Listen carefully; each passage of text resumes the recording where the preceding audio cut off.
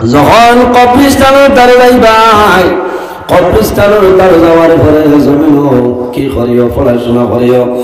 বাইরে জোয়ান যখন মার কবরের দ্বারে যাইবাই, বাবার কবরের দ্বারে যাইবাই, তোমার দায়িত্ব হইল, উচিত হইল একবার আল-হাকুমত থেকে আসর হত্যা শুরু তোমার মাকাবের সূরা যেটা আছে এই সূরাটা পড়ো।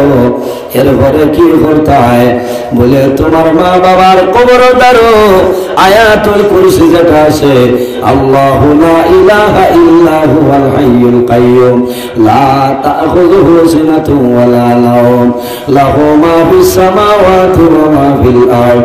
এইভাবে তুমি আয়াতুল কুরসিটা তিলাওয়াত করে যাও। বাইরে জোয়ান 11 বার সূরা ইখলাস, কুল হুয়াল্লাহু আহাদ আল্লাহুস সামাদ লাম ইয়ালিদ ওয়া লাম ইউলাদ ওয়া লাম ইয়াকুল লাহু কুফুয়ান আহাদ। 11 বার সূরা ইখলাস পড়িও। আর আল্লাহর হাবিব আলাইহিস সালামের উপর দুরূদ শরীফ পড়িও। দুরূদ শরীফ পড়িয়া দোয়া করিও, আয় আল্লাহ এই কবরস্থানের মধ্যে আপনার যত বান্দা বান্দি হলে শুনি তার মাফ করিয়া দেও। আমি যা পড়িলে আমার মধ্যে যা সব দিবাই, কবরস্থানের মধ্যে গান রূহের পাকের উপরে পৌঁছে দিও। বান্দা জমিনের মধ্যে হইবাই, আল্লাহর হাবিবের উসিলা করিয়া দোয়া করিও, আল্লাহ গোটা কবরস্থানের মধ্যে গান রূহের পাকের উপরে আল্লাহ সবটা পৌঁছাইবা। সুবহানাল্লাহ। এর কারণে বাইরে জোয়ান তোমার দায়িত্ব হইল, মা মারা গেছ, বাবা মারা গেছ, ভাই বোন অন্ধকার কবর অভিধান দিছ, তোমার সন্তানাদি কবর আছে, বাবা সড়কের দ্বারে দিবাই ভাই যাওয়ার সময় তোমার জাদুমণির কথা মনের মধ্যে আইব। তোমার জাদুর কবর দ্বারা যাও, জাদুর কবর দ্বারা গিয়া দোয়া করিও, জাদুর রূহটা তোমার উপরে খুশ হইব। আমার বাবার জমিন আমার খবর লইছ রে, আমার বাবার জমিন বেশি দিন বাবা হইয়া ডাকতাম পারছি না, আইজ আমি জমিন তোরে মারা গেছিলাম, আমার বাবা আমার কবর দ্বারা আমার জন্য দোয়া করবে। ভাইয়া মা বাবা মারা যাওয়ার পরে মা বাবার কবর তার সন্তান যায়, আর তোলা মারি দোয়া করার লগে লগে সন্তানের চোখের জল জমিয়ে বাইর। আল্লাহ দরবারে দোয়া করে, আয় আল্লাহ তোমার দরবারে দোয়া করি, আমার মা বাবার কবর আপনি জান্নাতের বাগান বানাই দেব। দোয়া করেন না বাইরে, দোয়া করি কবর হইলে এমন জায়গা। আল্লাহর হাবিব আলাইহিস সালাতু ওয়াস সালামের লাগে একজন মরিদ থাকতো, লেখালেখি করতো, কয়েকদিন পরে মরিদটা বিগড়ে যায়, মুরতাদ হয়ে যায়, আল্লাহর হাবিবের লোক ছাড়িয়া চলিয়া যায়। আর যাবার পরে মুশরিকদের কাছে এলান করলো, রে মুহাম্মদে যা লেখো আল্লাহর কাছে কোনো ওহী হয় না, মুহাম্মদে নিজে মন গড়া লেখন, জোরে হন নাউযুবিল্লাহ। আল্লাহর হাবিবের যখন খান মুবারকের মধ্যে আওয়াজ আইল, আল্লাহর হাবিবে কেমন শুনছ, শোনার লগে লগে ফরমাই, মরিম যখন মারা যাইল, মারা যাওয়ার পরে কবরের মধ্যে রাখবা, এই মরিমের কবরে কোনো সময় জায়গা দিত না। জায়গা দিবনি? মরিম মারা গেল, কবরের মধ্যে দাফন করছেন। পরের দিন সকালে আত্মীয় স্বজন যায়, মরিবর কবর দেখুন, দেখা যায় মরিব কবর নাই রে, কবর তলে 2 হাত দূরে ফেলাই আছে লাশ, 2 হাত দূরই মরিবর লাশ। মানে মনে করছেন মনে বজ্র বাটুলে টানিয়ে বার করে দিয়েছে। আবার আবার মরিবের কবরে দাফন করলাম। পরের দিন গেছে, যাওয়ার পরে দেখা যায় 4 হাত দূরে ফেলাই গেছে লাশ। মানুষ সমালোচনাত পড়ে যায়, চিন্তাত পড়ে, আবার মরিবরে কবরের মধ্যে দাফন করল। পরের দিন দেখা যায় অটোমেটিকলি মরিব পালাইলাছে 6-8 হাত দূর হইলাস। তখন তারা বুঝে যাইছিল না রে, দুনিয়ার বুকের মধ্যে যে জায়গার মধ্যে ভাই মরিবে কবরে জায়গা দিত নাই, কোন কারণে? আল্লাহর হাবিবের বদুয়া লাগিয়েছে। এই বদুয়া লাগার কারণে নাফরমান মরিবে মাটিয়ে কোনো সময় জায়গা দিত না।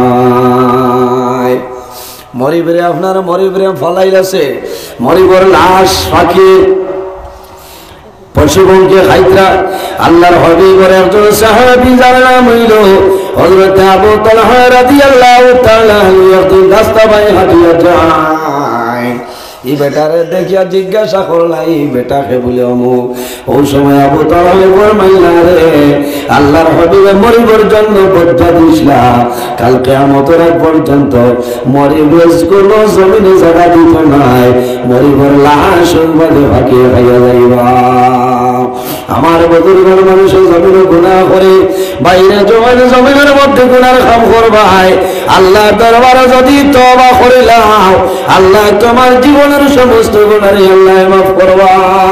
হযরত মুসা আলাইহিস সালামের জমানায় এক বেটা জমিন ও পরিমাণ গুনাহ করেছে, গুনাহ করতে করতে মানুষে হযরত মুসা আলাইহিস সালামের কাছে নালিশ করাইলা, ও মুসা এই গোলামের কারণে নাফরমানের কারণে এলাকার মধ্যে চলা সম্ভব না, আপনি আল্লাহ দরবারে বদয়া করো এই নাফরমান যাতে জমিন তলে মারা যায়। মানুষে তার ইটা শেতানি জাতটা ভাতরা না, এলা কিছু মানুষ আছেন না মানে লুকাই লুকাইয়া সিন্ধে করেন না, দোয়া করেন যে আল্লাহ বলা তুমি সামলাও, বুঝছো না? ওকে কইতা না ডরাইবা লোক বিলিব হলে হলে মুকামো বাড়তে দিবা দেই না, সরকার দিবার হইবা আল্লাহ বলা তুমি সামলাও। হযরত মুসা আলাইহিস সালামের জমানাত ইগে গুনাহ করতে করতে ঠাই দেন না, কোনো মানুষ তার ভালো বাকি নাই, একটা না একটা শেতানিত আছে। মানুষে খালিস নিয়তে আল্লাহর দরবারে শান্তিছ খান্দিয়া হইলে আল্লাহ তুমি অবতারে ভরাইলা। আমার বুজুর্গান আল্লাহ রাব্বুল আলামিন ওয়াহির মাধ্যমে মুসা আলাইহিস সালামরে জানাই, ও মুসা তোমার বনি ইসরাইলের অমুক জায়গার মধ্যে অমুক ব্যক্তি আছে, ইনা ফরমান্ডে এলাকাটা তুমি ছাড়াইয়া দে। হযরত মুসা আলাইহিস সালাম এলাকা ছাড়াই দেন, 2 নম্বর একটা গ্রামের মধ্যে ঢুকেন। আবার আল্লাহ জানেন ও মুসা যাও এগুলো এখন খামার ফাড়া তনে বড়ের তলিত গিয়া যেছে, বড়ের তলি তনে বার করে দেও, বড়ের তলি তনে বার করে দিছ।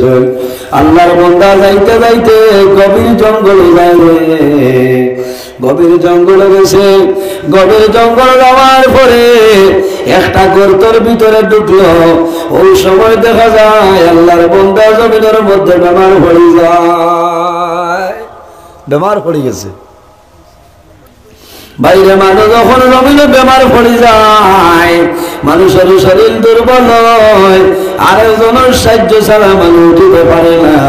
আল্লাহর বান্দার মন দুর্বল হয়, বান্দার জমিনে কান্দে, আল্লাহ জীবনে যে গুনার কাম করলাম আমি তোমার কাছে তওবা করি, আর আমার জীবনের সমস্ত গুনারে আপনি মাফ করিয়া দিন। মানুষে তওবা করে না শেষ সময়, অর্থাৎ কোনো কোনো মানুষের মারাত্মক কোনো রোগ হয়ে যায়, ওই না বেমার হয়ে যায়। কোনো মানুষ আছে ক্যান্সার হসপিটাল তলে বাড়ি দিলেন, যদিও রোগীরে হয় বাঁচিবাই বালা, কিন্তু আত্মীয় স্বজনরে ডাক্তারে হইবা যে যেটা খাই না তা খাবাইলি হয় না। সন্তানে যখন খবর পাই ডাক্তারে বাড়ির দিলাইছে বাবারে যেটা খাবাইবারে খাবাইতাম, সন্তান বাজারে যায় কমলা লয় আপেল লইব সমস্ত লইব বাড়িতে নিয়ে বাবারে দিব, বাবারে জমিন খাইবা সন্তানে আড়াল তুলে দেখবো, আর জমিন আফসোস করবো বাবা আর কদিন জমিনে তুমি জাডিঙ্গার কমলা খাইবাই। ডাক্তার রবি কান্নাই ক্যান্সার হসপিটাল তোরে বিদায় দিলাইছ, জমিন হায়াত আর বেশি দিন নাই, বাবা কোন সময় দুনিয়া ছাড়িয়া তুমি চলিয়া যাইবাই।